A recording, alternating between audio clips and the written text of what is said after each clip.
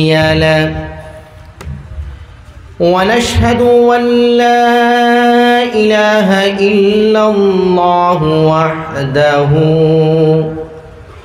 وحده لا شريك له ونشهد أن سيدنا وسندنا ونبينا وحبيبنا ومولانا محمدا عبده ورسوله الذي أرسله بالحق بشيرا ونذيرا وداعيا إلى الله بإذنه وسراجا منيرا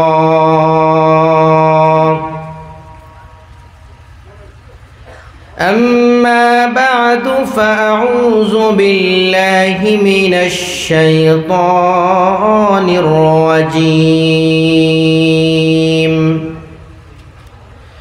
بسم الله الرحمن الرحيم يرفع الله الذين آمنوا منكم والذين أوتوا العلم درجات والله بما تعملون خبير. وقال الله سبحانه وتعالى إن الذين آمنوا وعملوا الصالحات أولئك هم خير البرية. وقال رسول الله صلى الله عليه وسلم طلب العلم فريضة على كل مسلم ومسلمة.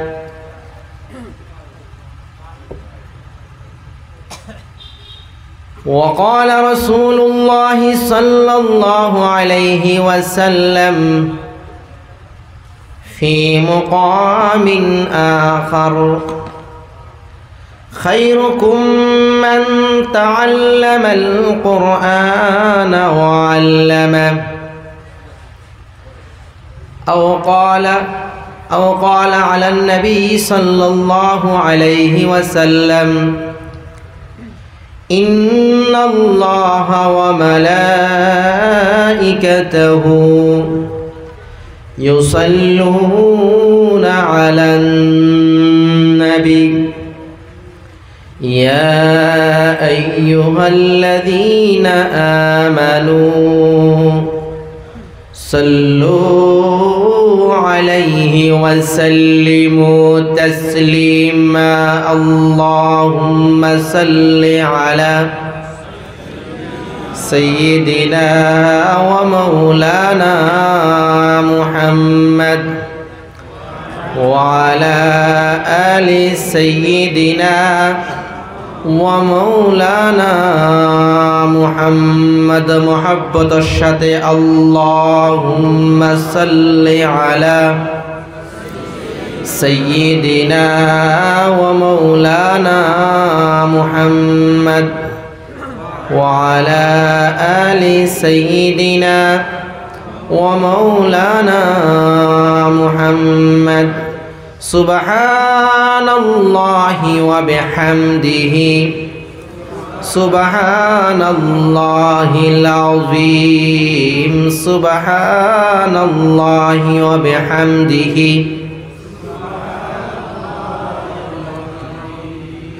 سبحان الله وبحمده سبحان الله العظيم. أفضل الذكر لا إله إلا الله لا إله إلا الله لا إله إلا الله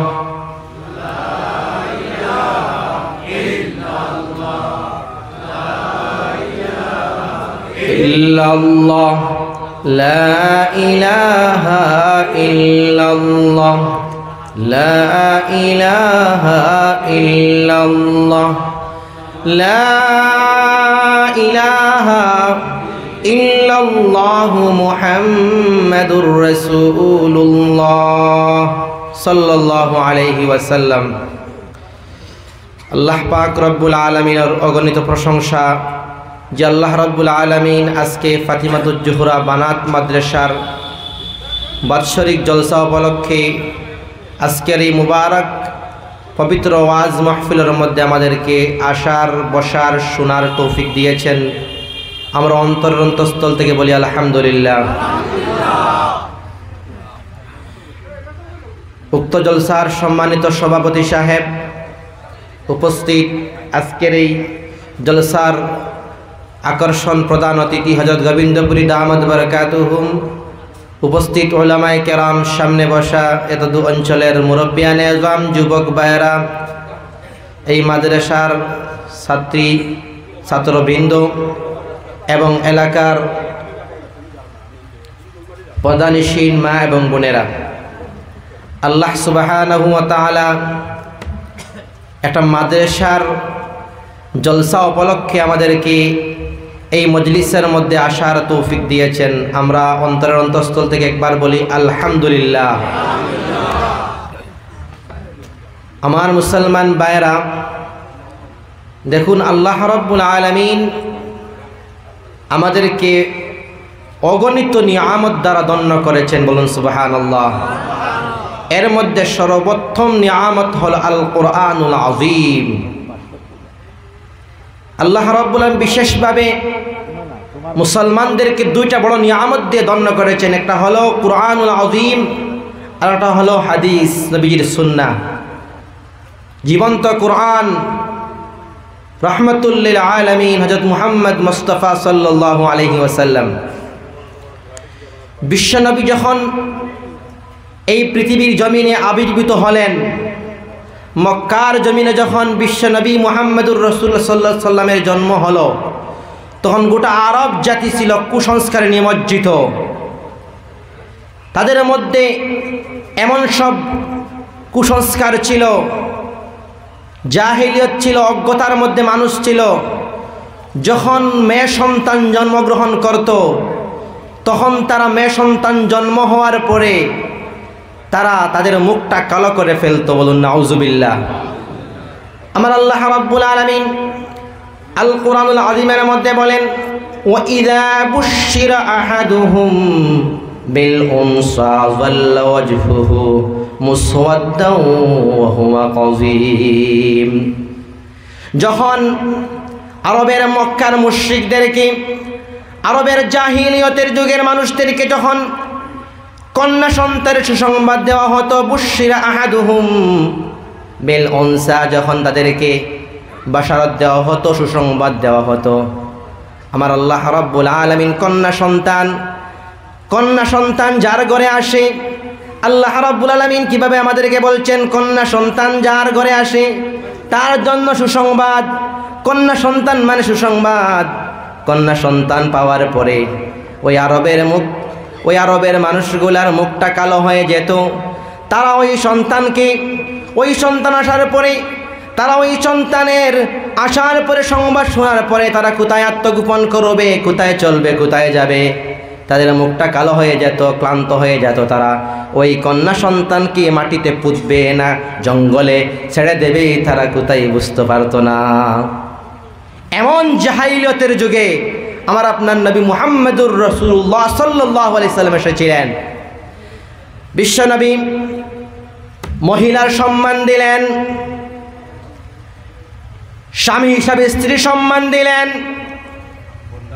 বিশ্বনবী মুহাম্মদুর রাসূলুল্লাহ সাল্লাল্লাহু আলাইহি সাল্লাম পিতা হিসাবে কন্যার সম্মান দিলেন। আমার আপনার নবী মুহাম্মদুর রাসূলুল্লাহ সাল্লাল্লাহু আলাইহি সাল্লাম বলেন, যার দুইটা সন্তান, কয়টা সন্তান? যার দুইটা কন্যা সন্তান হবে, সেই ওই দুইটা কন্যা সন্তানকে যদি সঠিকভাবে তিনি শিক্ষা দেয়, আর তার আল্লাহ রাব্বুল আলামিন তাকে সম্পদ দিয়েছেন, ওই সম্পদ থেকে যদি ভালোভাবে তার লালিত পালন করে সুশিক্ষা দেয় এবং ভালো একটা পাত্রস্থ করে, আল্লাহর নবী মুহাম্মদুর রাসূলুল্লাহ সাল্লাল্লাহু আলাইহি সাল্লাম বলেন তার জন্য জান্নাতের সুসংবাদ। বলেন সুবহানাল্লাহ। সাহাবায়ে কেরামদের সামনে হাদিস বর্ণনা করার পরে বিশ্বনবী মুহাম্মদুর রাসূলুল্লাহ সাল্লাল্লাহু আলাইহি সাল্লাম দুটো আঙ্গুল এভাবে দেখিয়েছেন, আমি মুহাম্মদুর রাসূলুল্লাহ সাল্লাল্লাহু আলাইহি সাল্লাম। এবং ওই বাবা যে দুইটা কন্যা সন্তান পেল এবং ওই কন্যা সন্তানকে দ্বীনি শিক্ষা দিল, কোরআনের শিক্ষা দিল, নবী মুহাম্মদুর রাসূলুল্লাহ সাল্লাল্লাহু আলাইহি সাল্লামের দেখানো পথের দিশা দিল। আমি মুহাম্মদুর রাসূলুল্লাহ সাল্লাল্লাহু আলাইহি সাল্লাম এবং ওই পিতা এই রকম দারো নিকটে নিকটে বসবাস করব জান্নাতে। বলুন সুবহানাল্লাহ। তাহলে কন্যা সন্তান আমাদের আছে তো কোনো আমরা টেনশন নেবার কারণ নাই, জান্নাতের সুসংবাদ কন্যা সন্তানের বাবা। আমার মুসলমান ভাইয়েরা, আল্লাহ রাব্বুল আলামিন কন্যা সন্তান দেন, আল্লাহ ইচ্ছা করলে ছেলে সন্তান দেন, আল্লাহ ইচ্ছা করলে কন্যাও দেন, মেয়েও দেন, ছেলেও দেন। ইয়াখলুকু মা ইয়াশা ইয়াহবু লিমান ইয়াশাউ ইনাসা ওয়া ইয়াহবু লিমান ইয়াশাউ যুকুর আও ইযাওজুহুম যুকরানা ওয়া ইনাসা। আমার আল্লাহ রাব্বুল আলামিন বলেন আমি সব কিছুই সৃষ্টি করলাম। ইয়াখলুকু মা ইয়াশা, আমি যা চাই তা সৃষ্টি করি। আল্লাহ রাব্বুল আলামিন যা ইচ্ছা করেন তা সৃষ্টি করেন। বলেন সুবহানাল্লাহ। যাকে ইচ্ছা তাকে আল্লাহ রাব্বুল আলামিন কন্যা সন্তান দেন, যাকে ইচ্ছা ছেলে সন্তান দেন, যাকে ইচ্ছা ছেলেও দেন, মেয়েও দেন, যাকে ইচ্ছা আল্লাহ রাব্বুল আলামিন বন্দা রেখে দেন, কন্যাও নাই, ছেলেও নাই, মেয়ে নাই, আসিন্দানি, সমস্ত আল্লাহ রাব্বুল আলামিনের কুদরতি হাতের মধ্যে। সুতরাং আমরা ইমানদার, আমরা যদি সঠিকভাবে ইমান এর হেফাজত করতে পারি, আমাদের জন্য আল্লাহ রাব্বুল আলামিন সমস্ত বরকতের দরওয়াজা, কল্যাণের দরওয়াজা খুলে দেবেন। বলুন সুবহানাল্লাহ।